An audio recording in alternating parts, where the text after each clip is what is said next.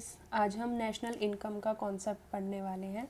National income एक बहुत ही important topic है macro economics point of view से। ये 12th क्लास का एग्ज़ाम हो, चाहे आपका ग्रेजुएशन से रिलेटेड जो भी एग्ज़ाम होते हैं, सीटेट हुआ आपका, नेट स्पेसिफिकली, यहाँ से बहुत सारे क्वेश्चन आपके बनते हैं। लेकिन नेशनल इनकम एक बहुत ही कंफ्यूज करने वाला कॉन्सेप्ट है। आज मैं पूरी कोशिश करूँगी कि आपको ये बहुत ही क्लियर टर्म्स में समझ आए। सबसे पहले हम बात करते हैं नेशनल इनकम की। नेशनल इनकम होती क्या है? किसी भी घर में जैसे कोई हाउस होल्ड इनकम होती है, आप उससे बहुत अच्छे से जानते हैं। लेकिन वैसे ही जब वो हाउस होल्ड मिल जाते हैं, उन हाउस होल्ड को एग्रीगेट करके हम बनाते हैं आपकी नेशनल इनकम। अब नेशनल इनकम एग्रीगेट है, लेकिन किन चीज़ों का एग्रीगेट है? हमारे पास यहाँ पर नेशनल इनकम निकालने के लिए दो कॉन्सेप्ट आते हैं। First one is our domestic concept, second one is our national concept.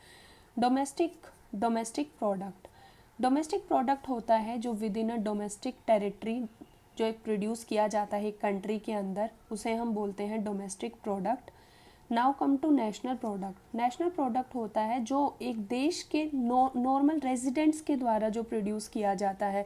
It doesn't matter कि वो इंडिया में रहता है, बाहर रहता है, but he must be the normal resident of the country. अब हम यहाँ पर अपने कॉन्सेप्ट्स को 8 एग्रीगेट्स हमारे पास नेशनल इनकम को कैलकुलेट करने के लिए बनते हैं, जिसमें से हम डिवाइड करते हैं। 4 हमारे डोमेस्टिक प्रोडक्ट के अकॉर्डिंग आते हैं और 4 हमारे नेशनल प्रोडक्ट के अकॉर्डिंग आते हैं। First one is our gross domestic product at factor cost. Second is our gross domestic product at market price. Third is our net domestic product at factor cost. Fourth is our net domestic product at market price. These are our domestic product concepts. अब हम लोगों को clearly पता होना चाहिए factor cost और market price के बारे में। फैक्टर कॉस्ट वो कॉस्ट होती है जो हम फैक्टर ऑफ प्रोडक्शन को पे करते हैं, यानी ये प्रोडक्ट अभी मार्केट में नहीं है। मार्केट प्राइस का मतलब होता है जो ये फैक्टर ऑफ प्रोडक्शन को जो कॉस्ट पे की गई है, उसके साथ साथ जो गवर्नमेंट ने इस पर टैक्सेस लगाए हैं वो, और उसमें से सब्सिडीज़ को अगर हम माइनस कर देंगे, ये हमारा फैक्टर कॉस्ट और मार्केट प्राइस का डिफरेंस होता है। अब हम चलते हैं नेशनल कॉन्सेप्ट्स की तरफ। जैसे हमारे सेम 4 ग्रोस डोमेस्टिक प्रोडक्ट थे, ऐसे ही हम इसे नेशनल प्रोडक्ट बना लेंगे, ग्रोस नेशनल प्रोडक्ट। इससे आप लोगों को कन्फ्यूज़न नहीं रहेगा कि कितने हैं। हम कई बार भूल जाते हैं कि हमने ये नहीं लिखा है। अब यहाँ सारे एक जैसे कवर हो जाएंगे। Gross national product market price पे, उसके बाद ग्रोस नेट नेशनल प्रोडक्ट आपका फैक्टर कॉस्ट पे,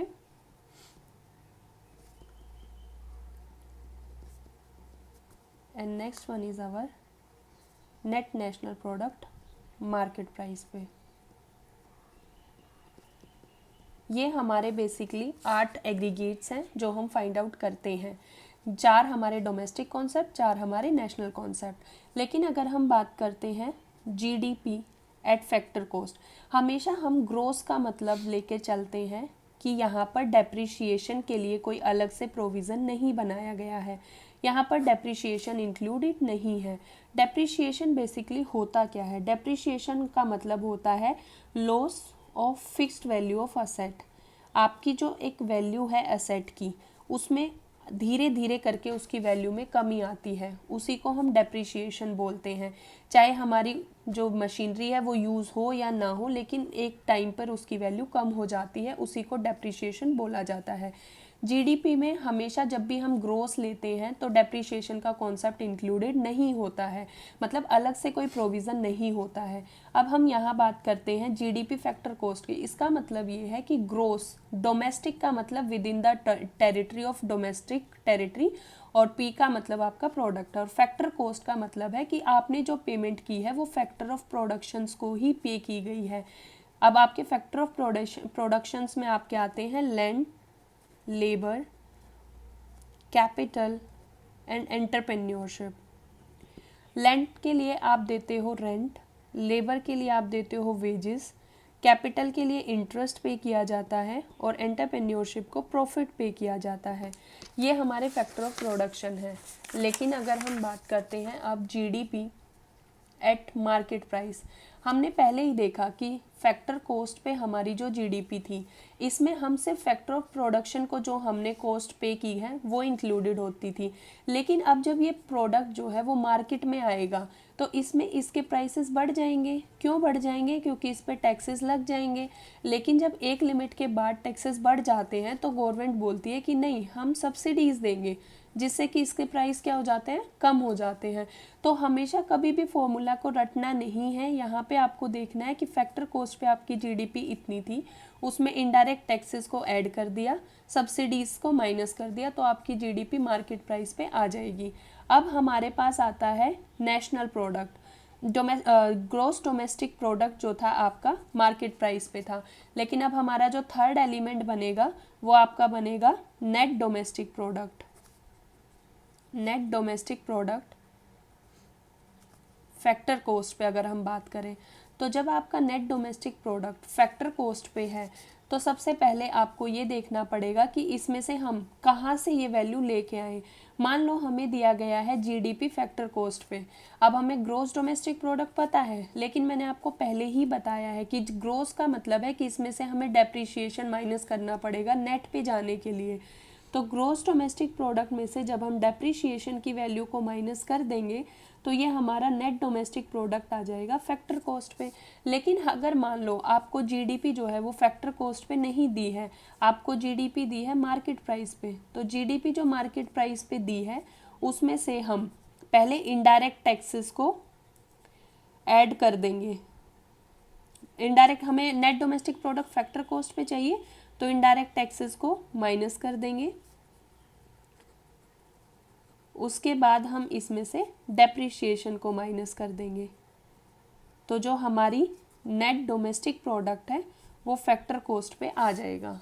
ठीक है, अब हमें निकालना है net domestic product market price पे। अब अगर हमें मार्केट प्राइस पे निकालना है तो अगर हमें जीडीपी मार्केट प्राइस पे दी गई है तो सेम वही डेप्रिसिएशन को माइनस कर देंगे, तो हमारे पास net domestic product market price पे आ जाएगा। लेकिन अगर हमें जीडीपी जो है वो फैक्टर कॉस्ट पे दी गई है, अब हमें ये पता है कि ये फैक्टर कॉस्ट पे है, तो मार्केट प्राइस तक जाने के लिए हम इस पे टैक्सेस लगाएंगे, सब्सिडीज़ को माइनस करेंगे, और क्योंकि ये नेट डोमेस्टिक प्रोडक्ट है इसलिए इसमें से डेप्रिसिएशन को माइनस कर देंगे। यहाँ पर हमें फॉर्मूला रटना नहीं है, सिर्फ टर्म्स देखते हुए आगे बढ़ना है। ठीक है, अब ये वाली जो वैल्यू होती है इनडायरेक्ट टैक्स माइनस सब्सिडीज, इनको हम बोलते हैं नेट इनडायरेक्ट टैक्स। अब ये हमारे डोमेस्टिक कॉन्सेप्ट्स थे जो हमने अभी तक यहाँ पर कंप्लीट किए। नेक्स्ट पार्ट में हम अपने नेशनल प्रोडक्ट्स को कवर करेंगे।